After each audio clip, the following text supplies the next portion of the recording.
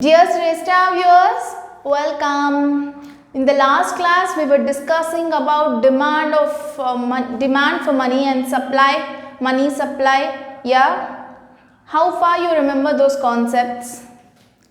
Now that will act as a base for this concept, and this concept is a base for the next topic which I am going to explain you.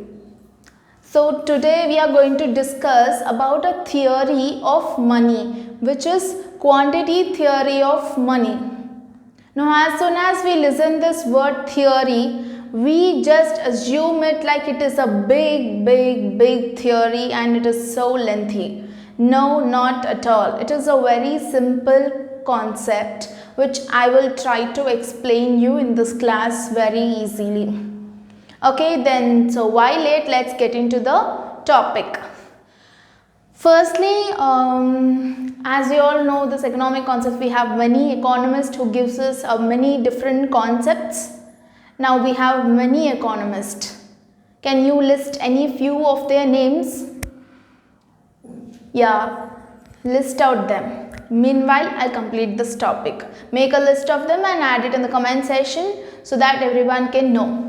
Now here we are going to talk about an economist, Irving Fisher. He is an American economist who introduced this theory. Obviously, there should be someone who will get it into practice or get a new concept into existence, right? Until we get research, we can make something out of it. We don't have anything others to study. So Irving Fisher was an economist who gave us this theory, like a quantity theory of money. Now here we are mainly going to see what is actually money used for, or what is the value of it. Here in this theory, it is said there is a relationship between quantity of money and price level. What is quantity of money and what is price level? Quantity of money is like the quantity of money which is produced and which is supplied. Yes, and price level. Price level is the value that a product has. Like a pen costs 5 rupees. That is the price level. And here in this theory, it is said that there is a relationship between the quantity of money and price level. So this is a second point. Clear with the 2 points? First point is, Irving Fisher is an American economist who introduced the theory called quantity theory of money. First point, make the note of it. Then the second point is, in this theory, it is stated that there is a relationship between quantity of money and price level. Okay. Now we understood these 2 points, and now what is that relationship is the third point. What is that relationship? So here that relationship is stated that whenever there is an increase or decrease in quantity of money, then it will simultaneously affect or increase or decrease in the price level, general price level. So I'll repeat it again. Whenever there is a change like increase or decrease in the quantity of money, there will be the equal effect of increasing or decreasing of the price level. So this is the third point, and the fourth point is, it is said it has an inverse relationship. Now we understood what is the relationship and what is it called. We understood the relationship status. Now what is that relationship called? It is called inverse relationship. So let me repeat that 4 points again. First one is, this theory was given by Irving Fisher, an American economist, What is the theory? Quantity theory of money. Okay. Second point, this theory explains that there is a relationship between quantity of money and price level. Third point, what is that relationship? Like, how does it affect? Whenever there is an increase or decrease in the quantity of money, there will be a same equal type of effect of increase or decrease in the price level. Fourth point is, this relationship is called inverse relationship. Now fifth point, how do we understand it? With the help of this derivation of formula. Here we are provided with a formula. Let's understand from that. Now MV is equals to PT or P equals to MV by T. I'll repeat it again. Make the note of it. First 5 points, then this formula, then it's how it is called, like what does P means, what does T means, M means, and V means. Then we'll discuss about it. Okay. So just take this part. Let me explain. Then we'll come again to this part. Okay. This is different from that. So what is that?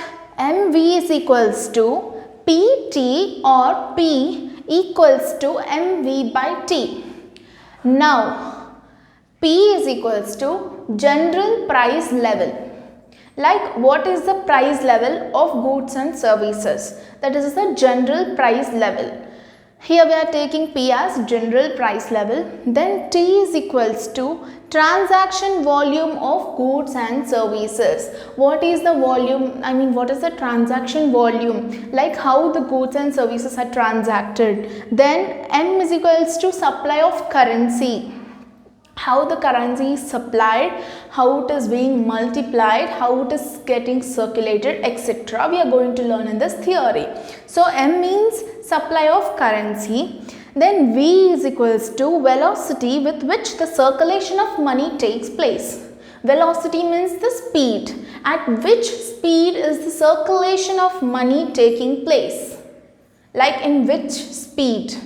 So that is called, so what is that?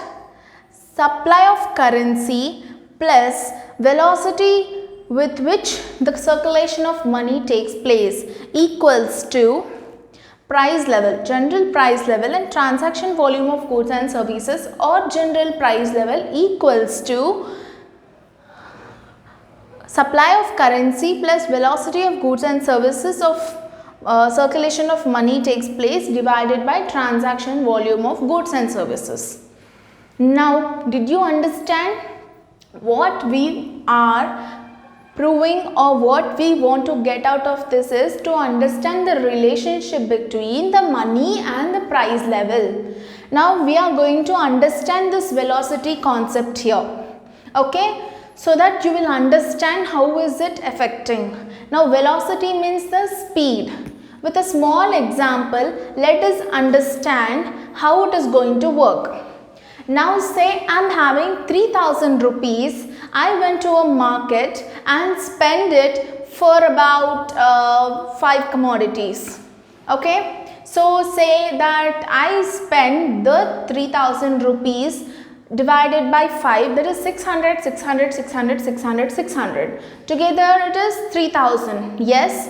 So like that I have spent all my 3000 rupees on 5 different commodities, and then I bought my commodities. So here the general price level of a product is 600 and the transaction volume of goods and services, whatever I buy is my goods and services, and the velocity and speed, like how my money is going to affect there. And how did I get my things back, and supply of currency, how my amount, my money went into other hands, like that. Okay, did you understand now? Now that money which I spent on each different product, I spent 600 near this seller and this seller again. 5 sellers have given them 600 for my product. Now that 600 keeps multiplying. So now this 3000 will be multiplied again and again or not. So that is the velocity concept. So with that, this concept will be understood. Now then, what is this formula? Why is this given? Can anybody answer? Now we understood what is this. We just understood that V is equals to velocity of which circulation takes place, and P is equals to price level, M is equals to supply of currency. We all know it. Then what is the need of knowing this definition? Like we know, as the time passes, goes away, the years passes, the definition keeps changing and the terms keep changing. Yes or no? It is not only about money, it is changed into credit also. Like checks, like many things like checks, cards and etc., credits, etc. So we have a new definition for that. Like P is equals to mv plus m1v1 by t. Now here we already know the name, what is P stands for, what is M stands for, what does V stands for, and what does T stands for. Then the only thing which we have to know is what is M1 and V1. What is M1? Supply of credit currency such as credit money, such as checks. Like we have to deposit in bank and we have to get it back, and then V1 is equals to velocity of credit currency or credit money.